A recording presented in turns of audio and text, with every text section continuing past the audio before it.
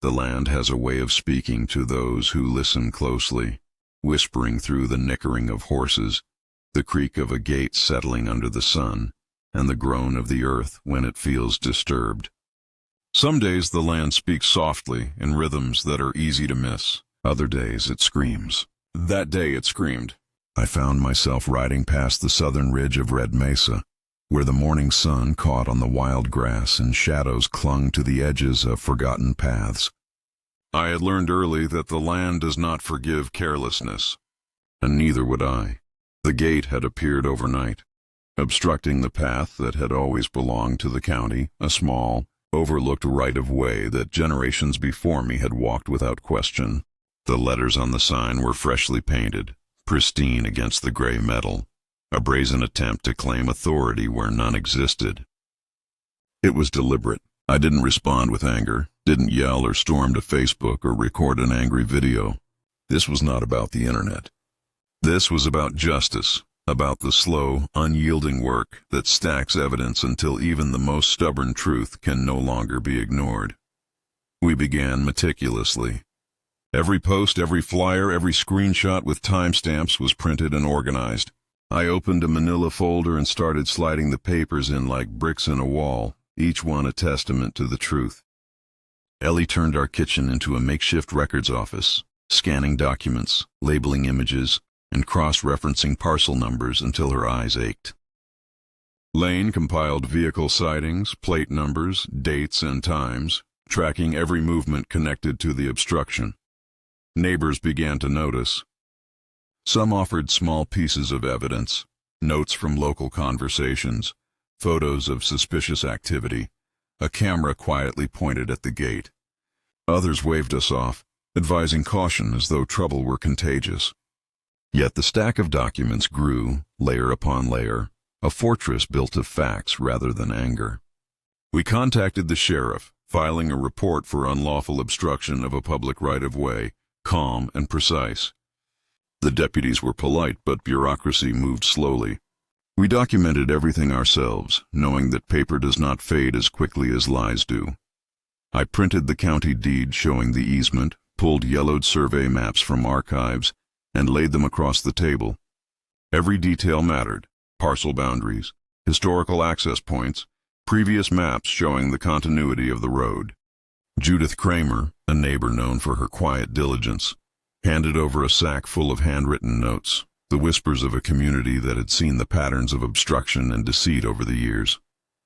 Slowly the rumors hardened into proof. Then came the night when headlights rolled across the far fence line. 2 men arrived, deliberately blocking the road with concrete debris, cinder blocks, and twisted fencing wire. They had planned this. This was not spontaneous vandalism, but targeted sabotage. We didn't react with anger. We watched, recording every movement, cataloging the debris as evidence. Rage is not loud. It is labor, persistent, careful, and precise. At sunrise, I drove the tractor and began clearing the obstruction. Steel, concrete, and twisted metal resisted, but patience and effort unyielding could overcome. While I worked, Ellie contacted the sheriff again. Deputies arrived, took photos, and filed reports. The work continued until the path was passable. That afternoon, the pile of debris was no longer a barricade, but a mound of evidence of their attempt to break us. Every act of obstruction, every attempt to intimidate, had been cataloged, recorded, and preserved. We reached out to Grace Holloway, the one who understood the language of justice as well as we understood the land. She arrived the next morning, sharp and seasoned, examining every document, every photo, every time-stamped screenshot. Her presence brought a clarity to the work that had already been painstakingly organized. She laid out the strategy: legal petitions, discovery, demands for documentation, and evidence of misappropriation of funds. The fight was no longer about the gate. It was about authority, ownership, and the right to exist on our land. Clearbrook Access Management LLC had overstepped, and through careful documentation and methodical preparation, we held the upper hand. Each piece of paper, each archived map, and each witness testimony was a brick in the wall of truth. Ellie uploaded the gate video quietly, with no commentary, no dramatization. Just the image of the metal obstruction against the natural landscape and the caption, "They blocked the road to our farm." It spread. First locally, then to neighboring counties, then on platforms where rural life was discussed and defended. The public's awareness grew. Support arrived in quiet gestures. Documents slipped in grocery bags, emails printed and delivered, screenshots shared. People who had been silent now added their voices.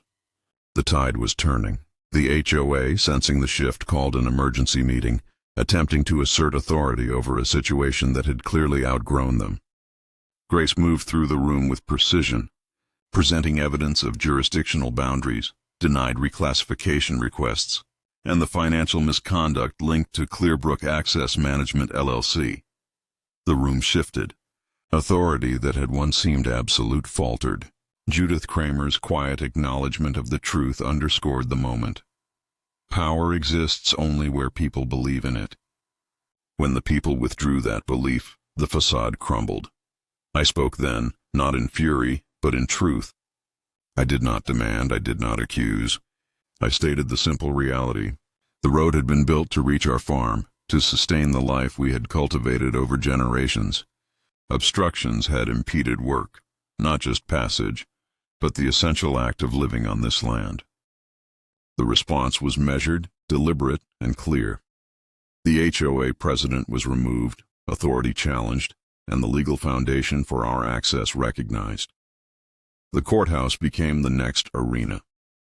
Gray walls, metal benches, and the aroma of industrial coffee greeted us as we arrived early with binders labeled, evidence meticulously organized. Clearbrook's legal team, confident in appearance but not in fact, faced the precise presentation of Grace Holloway. County maps, denied petitions, internal HOA memos, all laid bare. The judge, a woman of granite demeanor, absorbed the documentation with a certainty that left no room for ambiguity. The ruling was methodical, just and undeniable.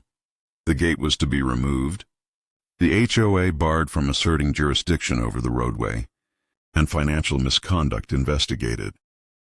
On the morning of removal, I stood on the porch with Ellie and Lane. The county workers arrived quietly, tools in hand, and methodically dismantled the barrier.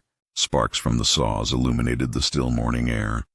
Steel bolts were loosened, concrete cut, posts removed, and the road reclaimed.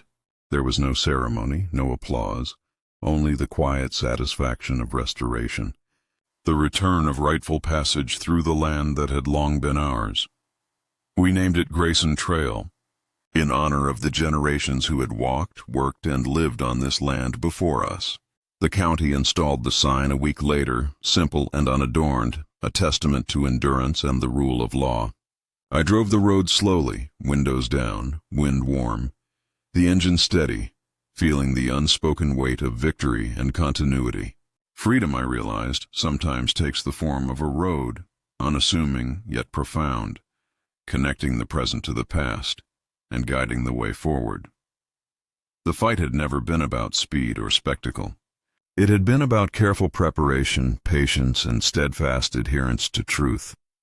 It was about knowing when to act and when to wait, when to document and when to observe. Through slow accumulation of evidence, careful engagement with the law, and unwavering commitment to the principles of justice and stewardship of the land. What seemed insurmountable had been rendered tangible and conquerable. I understood, finally, that anger and outrage are fleeting, but documentation and preparation endure. They persist beyond shouting, beyond rumor, and beyond the attempts of others to rewrite reality. The road, now open, was more than a physical path. It was a symbol of diligence, perseverance, and the unyielding respect for heritage and home. It stood as proof that power is contingent on perception, and when perception aligns with truth, justice prevails. We returned to our routines, tending the land, caring for the livestock, and maintaining the farm with the same quiet dedication as before. The road had become more than access. It was a reminder of what can be accomplished through unbroken resolve. The lessons of Red Mesa, of meticulous evidence gathering, of patient advocacy, of silent strength, had crystallized into a blueprint for resisting coercion and asserting rightful ownership. The memory of the gate, once a threat, became a benchmark for the power of preparation over impulsivity. It illustrated how deliberate, methodical action trumps spectacle, and how the patience of the land itself can teach lessons impossible to learn in haste. We understood, in every grain of gravel and every shadow across the fields, that truth is stronger than intimidation and endurance surpasses transient power. By documenting every movement, every misstep, and every overreach, we had built a case stronger than the metal of the gate itself. The road became a metaphor for the life of those who refused to bow to unjust authority, a testament to the strength found in quiet persistence and unwavering principle. It is the kind of fight that is won not with volume or aggression, but with clarity, evidence, and a patient hand. Ellie, Lane, and I continued our lives on the land, always alert, always respectful of the lessons learned. The courthouse and county records had become allies. The courthouse and county records had become allies, the law an instrument of balance and fairness. The land, once screaming, now whispered again, the breeze carrying a quiet approval as we moved through the fields, tending the earth and honoring the legacy beneath our feet. Grayson Trail stretched before us, a reminder that truth, diligence, and respect for one's heritage are forces more potent than gates, bureaucracy, or intimidation. We had proven that the quiet work of preparation, observation, and measured action can shift the world incrementally, yet decisively. And so, as the sun set across the rolling fields and the wind rustled through the cottonwoods, I understood that victory does not always roar. Sometimes it walks steadily down a road, tire marks fading into the gravel, leaving behind only certainty, freedom, and the enduring presence of those who refuse to surrender what is rightfully theirs. Thanks for watching. If you enjoyed this story, make sure to hit like, leave a comment, and share this video with your friends. Don't forget to watch the video till the end for the full story, and subscribe to our channel for more interesting story-based videos. Your support means a lot.